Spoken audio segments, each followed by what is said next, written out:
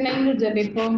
ஆண்டவரே இயேசுவே, ஊமை செவிட்டு ஆவியே, உனக்கு கட்டளையிடுகிறேன், இவனை விட்டு போ, இனி இவனுள் நுழையாதே என்று சொல்லி தீய ஆவி பிடித்தவரை நீர் குணமாக்கியதை என்று நற்செய்தியில் வாசிக்கிறேனே. எனக்குள் இருக்கும் தீய செயல்களாகிய போட்டி, பொறாமை, மனக்கசப்பு, அகங்காரம், முன்கோபம், சுயநல எண்ணம், சோம்பேறித்தனம், பொய் பேசுதல் போன்றவற்றை என்னிலிருந்து அகற்றும் ஆண்டவரே. இனி என்னுள் இந்த தீய ஆவி நுழையாதபடிக்கு அவர்கள் கட்டளையிட்டு துரத்தும் ஐயா.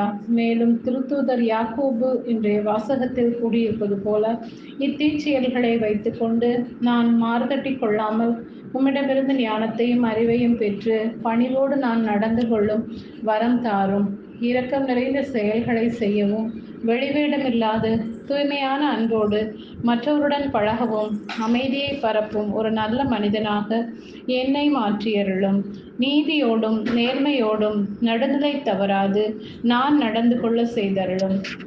மேலும் உம்முடைய திருச்சபை என்றும் உம்முடைய வார்த்தைகளில் வேரூன்றி நின்று உமது மந்தையில் ஆடுகளை சிதறவிடாமல் பாதுகாக்க செய்தருளும். இந்த நாள் முழுவதும் உமக்கு உகந்த காரியங்களை செய்து உம் வழியை பின்பற்ற என்னை ஆசீர்வதியும். ஆமென்.